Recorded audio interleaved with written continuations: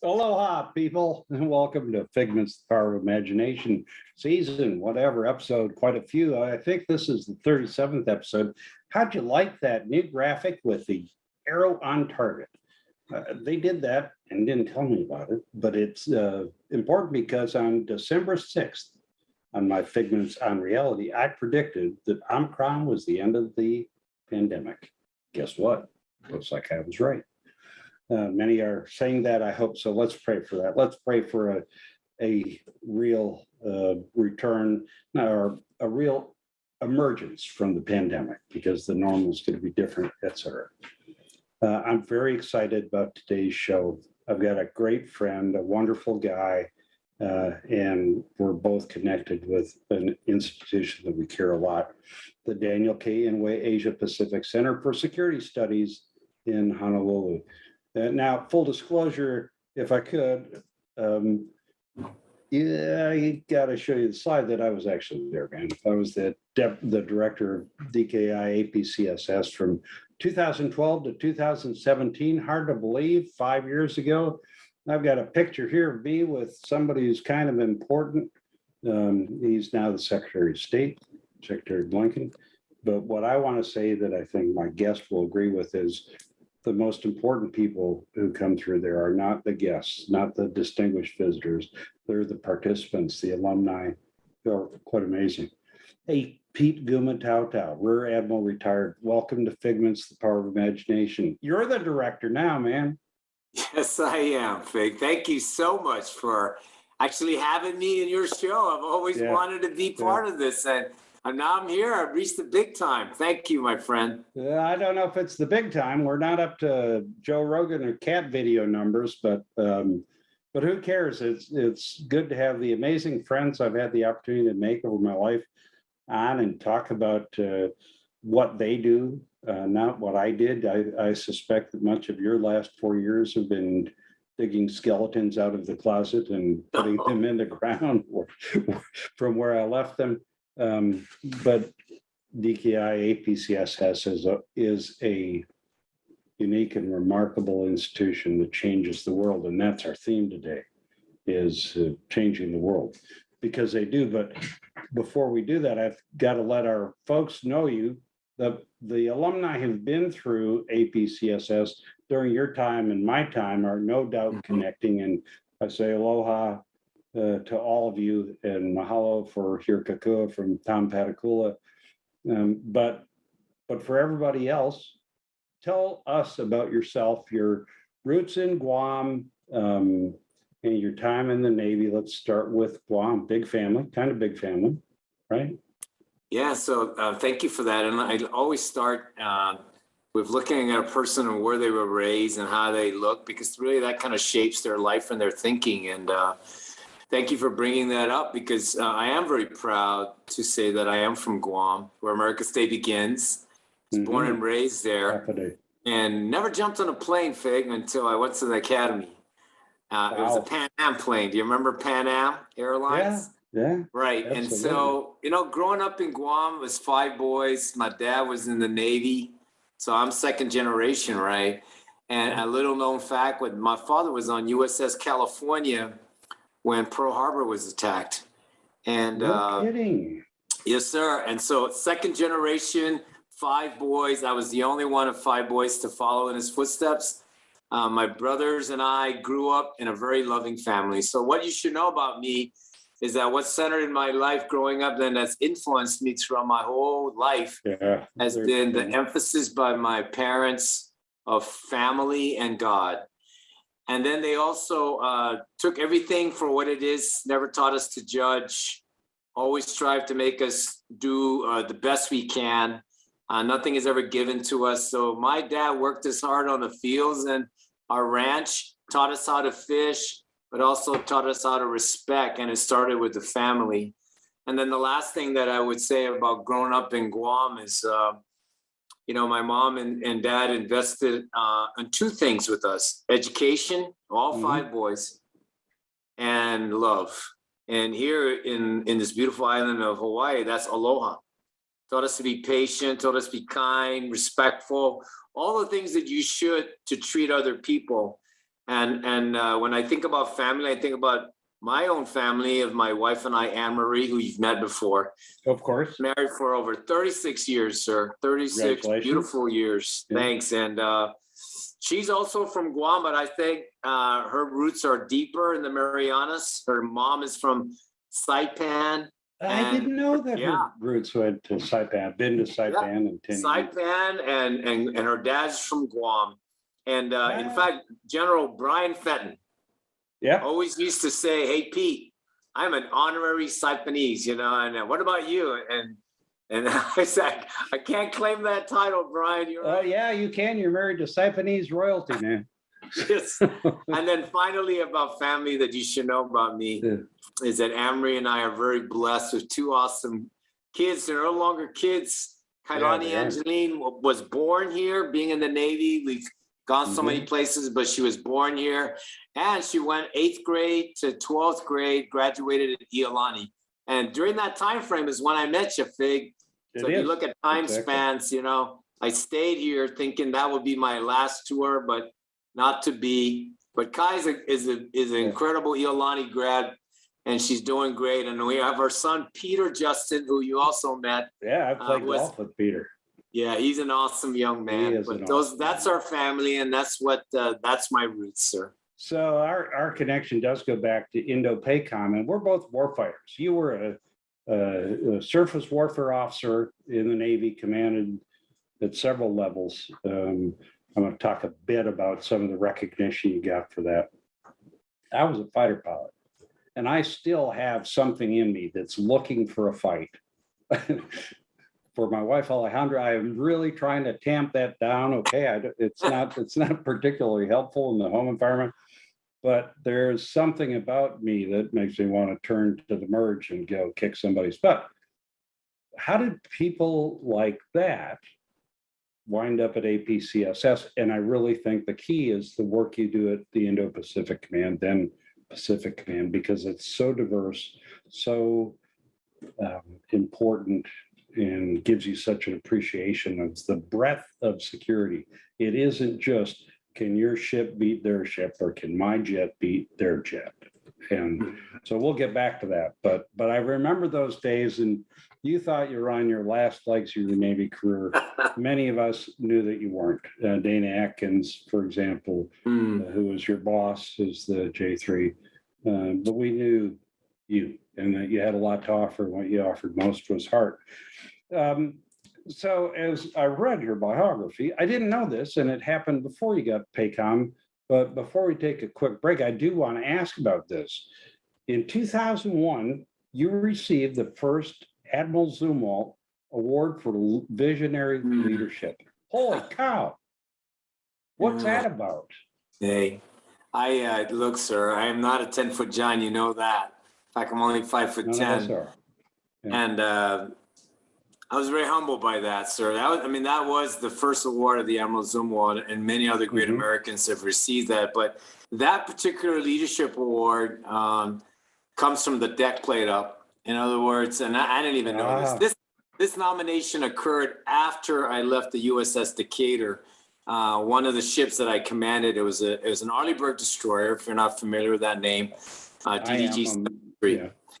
Right, and so when I left, I was notified by the Bureau that, hey, my people back on the ship has saw this award for inspirational leadership and put my name in the hat, and then the rest was history. But I take no credit for it, because that success of that command was really about the shipmates and the crew and the officers and the chiefs. And I was just very blessed, sir. That's really their award, not mine, because they really inspired me. I understand that. I am, as you may know, I may have told you, I'm writing my memoirs, which is going to be a long endeavor. I only have till the end of the year to get it done for a locally imposed deadline, if you will, here in the house. But it has given me a lot of time to reflect on what those things mean and what those are. An award like that, Pete, correct me if I'm wrong, is not a popularity contest. No. They're not putting you forward because you're the nicest, smiliest, friendliest, huggiest guy. It's because they want to succeed as a team, and you help their success. That's how I see it. You agree? I couldn't agree with you more. And in fact, a question that is asked about me, for being in the Navy for 37 years, because I joined in 1976 and I was an enlisted because I went to NAPS. Yep. The question Naval Academy Preparatory School, for those who don't speak acronym. Thank you. And they always ask me, why did you stay in? It was definitely not for the money, right, Fig? Although I know you, aviators got a bonus, not like whatever. Because you had gravity on your side generally, as long as you kept the wet water on the outside of the boat. And for the record, even though I give aviators, both Navy, Air Force, and anybody else that flies, even Army, I do have a lot of respect for you through the years and seeing what you all do up there. I mean, it takes a certain cut of a jib to be crazy enough to go in that cockpit and do what you guys do. But I digress. So back to what I was talking about, when people talk about this leadership award, I mean, it makes sense across the board for anyone that stayed in the military, because it is hard. There's a lot of sacrifice, but we stayed in, I believe, that I found as a unifying theme is that, I really gravitated and I grew as a person, and I was really inspired. I don't know how many countless times by the spirit of team camaraderie. Mm-hmm. And everyone's looking after each other. You know how you always talk about the sense about the military sometimes could be the social experimenting ground. You know why? Because it's fertile to be able to accept and absorb these challenges that we have and say, well, I look at you as an individual, but you're part of a bigger thing, part of a bigger effort and value. And that's where I think the USS Decatur really manifested itself in terms of leadership, right? When you give your people a safe environment to do their best, not worry about failing as an individual, but succeeding as a team. My God, those guys were pumped up. They were mortared up, sir. They were like, wow, sign me up. So we learned that at the tactical level, Pete, and then got a chance to come to APCSS and see it on a truly global scale. Let me talk about that after a quick break. So if we could, let me tell you what I'm going to talk about next in 2 weeks on February 21st, sorry. Same bat time, same bat channel, 2 p.m. Hawaii Standard Time, later on Vimeo and YouTube. I'm going to talk about imagining North Korea's motives. They're shooting a lot of missiles now, doing a lot of North Korea-like stuff. I'm not sure there's been a good discussion of why. What is the central motivation for their activities? And spoiler alert, here it comes. I believe that the relationship with the United States is central to most things North Korea does. Not the ROK, not China, not sanctions, not nukes. And I'll tell you why then. Hopefully I'll have my good buddy Simon Lee, who, if he's watching this show, just found out I'm going to ask him to be on, retired U.S. diplomat. But I'll see you in 2 weeks for that show. Okay, Pete, back to APCSS. It is, well, let me first disclose, the public will be amazed by this, hidden deep in the heart of Waikiki. And folks don't notice it, but it's right at the corner of Kalakala and Ala Moana and by the Hilton Hawaiian Village. And man, it's the most awesome location ever. Tell me about the edifice, the place, the building a little bit, and how you see it. I know how I see it. Well, I'll tell you though, you could answer that question better than I do, since you preceded me in this awesome, most awesome job in the world as the director of this great institution. But the center started actually not in the corner of Ala Moana and Kalakaua. It actually the first one was in the Waikiki Trade Center, as you know, back in 1995. So this awesome center, which is a world-class institution, started about 26 years ago. And it went from that idea of bringing folks together to where we're at now, where we are at 2058 Maluhia. Maluhia in Hawaiian means a haven for peace, which is perfect for this place. Because if you think about APCSS, if somebody asks me, hey, what is this place? I'll go, first of all, it's a world-class institution. So it is at that level. and that this institution aspires a free and prosperous Indo-Pacific region, promoting transparency, inclusiveness, and just a collaborative way of approach to solving issues. And somebody goes, what? And you go, really? And this is not a think tank. And so I tell people, you take, yes, sir, it's a do tank. And you talk about change agents. You mentioned changing the world, but changing in the world from a really specific whole of society view. Because here's the misnomer about APCSS. When you see the word DOD on it, Department of Defense, or even when you get up to the glass door, you remember that, Vic? The entrance to the center. Well, my badge usually worked. Yeah, you see tourists peering in going, hey, what's in this building? Then they see it's a DOD institution. They almost think, oh, there must be soldiers, airmen, Marines. Stealth fighters, whatever.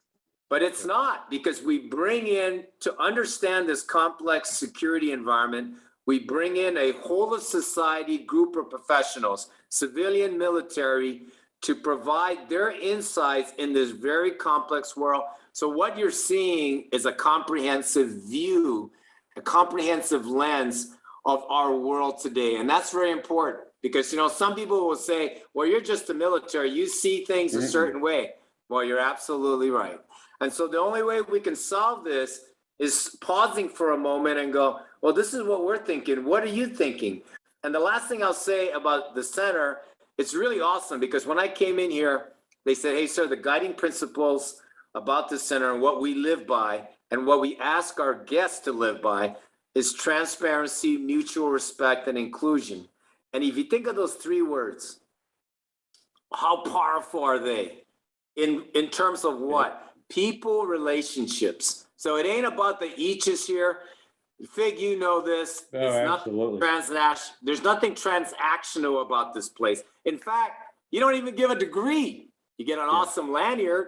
Yoo-hoo! Whose idea was that, Pete? The relationships. Lanyard was my idea, but you're right. And I hadn't thought of it in those terms. That's the beauty of it. It's not transactional. The U.S. Department of Defense is the host for a couple reasons. One, connection with the command and the convening power that it has as being related to PACOM. Two, money, frankly, money. But it also is at the sharpest edge of security, but with access to the softest edge. And if the State Department ran it, and you and I have both, I know we understand the value, importance, the power of diplomacy, and some of our great diplomats, but DOD is the right place for it. So I have a slide that you provided me. I don't usually ask for them, but I got to give you credit, Pete. This is a pretty good slide about what APCSS does. So let's show that. Talk quickly through it. You kind of have already. Is there anything you want to add about the educate, connect, and empower that APCSS does in terms of what people might take away from this session who haven't attended a program? Right. Like and you know, we could have added even more as a powerful statement, a collage of interaction between people, because that's what this is, right? You bring these professionals together. They're not new at this, right? So you're not looking at somebody trying to get their bachelor's or even understand it. Yeah. They're thick in the mud, or they're thick in the pond. And if 911 is called, they are the people that will be answering the call for their respective countries of organization. So what you do is you think about these guys, if you want to relate it in Hawaiian terms, these guys are awesome fishermen, okay? Some are good in marlin, some are good in mahi-mahi, some are good in papio, whatever. Yeah. But they come together, they go, hey, here's my lure. Hey, did you know that? And then everybody starts to share and not just build the understanding, but build a network of fishermen, right? Fishermen to do what, as I said? To promote a free and prosperous and collaborative environment that is very inclusive. Could you imagine that? And so I've seen it. I know, and if I could share this, because I know a lot of our alumni are there, and I hope you're saying, yeah, you go, Pete, you go, Fig, because we're talking about you. And We I are, used to always say to this center is not the center of gravity, but it is a catalyst, a change agent for practitioners to go, you know what? We're not alone. And you know what, Fig, when I greet, this is pre-COVID, right? When I greet the practitioners that come in, I say to them, hey, look, you're all accomplished. You've all moved out in your own respective professions. But just know this, and you know this better than I do. If you want to go somewhere fast, go it alone. But if you want to go far, what do? You look around you. If you want to go far and make it an enduring journey, do it together as a team. And that's what I want to say to all the alumni that are out there. It does matter to leverage the network you've established here. And then there's one more thing I want to say, right? Because there's a big so what to this. This is not just coming over there and high-fiving going, hey, I got a lanyard and I went to APCSS. Nope. There's a big expectation that you go out there and help realize this vision we talked about. I have one anecdote, and I know, Fig, you got hundreds more than I do. This one person came up to me, and this is a non-attribution world, which means we can't quote you by name, by person, by country, or organization without your permission. So I can't tell this person's name. But this person came up to me right before graduation of a 5-week course and said, Director, I just want to let you know, totally unsolicited, Fig, she said, oops, I shouldn't have said she, but the person said, I had a very adverse view of the United States before coming to this course. Very adverse. Mm-hmm. And she goes, but this 5 weeks turned my view around 180 degrees. And I said, really? And he goes, no, you don't understand. 180 degrees. He goes, I had to see that myself. I had to feel that myself. I thought you guys I was gonna come here and you were gonna feed me with all these policies and the US this and the US that, but you actually listened to us. And we all grew collectively. So she goes, I'm going home. I'm a senior policy advisor to my president. And I'm gonna bring that inclusive, respectful, transparent attitude that you shared with me here. So thank you very much. So, when you think about APCSS, it's transformational. It is, and I'm going to hijack the next 2 or 3 minutes so that we get to our 30-minute point, covering what we need to. And I'd like you to close with where APCSS is going here in 2022, because you've been through a couple of years of the old normal, a couple of years of pandemic, abnormal, and now we're moving. You're moving out. Save that, if you would, Pete. And let me talk a little bit about what you've said and what I learned in my 5 years there. And I got to say to our alumni, if you're out there, 14,000 of them, 10% of whom became generals and admirals, but half of them were civilians. And they're Supreme Court judges and senior disaster relief officials. And they do change the world. And, when I had the opportunity to go through my tenure without pandemic, I'd stand up at the beginning and the end of the course and say, I expect you to change the world. That's why you're here. Not for me, not for the United States, but for you and your country. And they did. And I could go on, but I won't. So as we get to where you're headed, let me talk about what I took away from it. And then if you could add that into your going forward, what you've taken away so far. Here's what I've taken away from APCSS from my 5 beautiful years there. 1, the power of aloha, which sounds to a steely-eyed killer, which I was, still got that in me. Sounds like baloney. The aloha is so powerful. The idea of welcoming people into your home, broadly and specifically, and treating them with respect. It's incredibly powerful. Dropping pretense. It's all done out of uniform without titles. That's awesome. The second thing that I learned was that we have so much in common that isn't trivial. It's easy to say, oh, we all have a lot in common, kumbaya.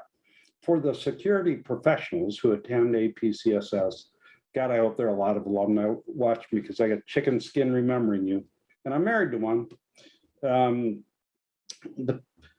we have so much in common about doing well for our people, a serious sense of responsibility to our countries, to our duties.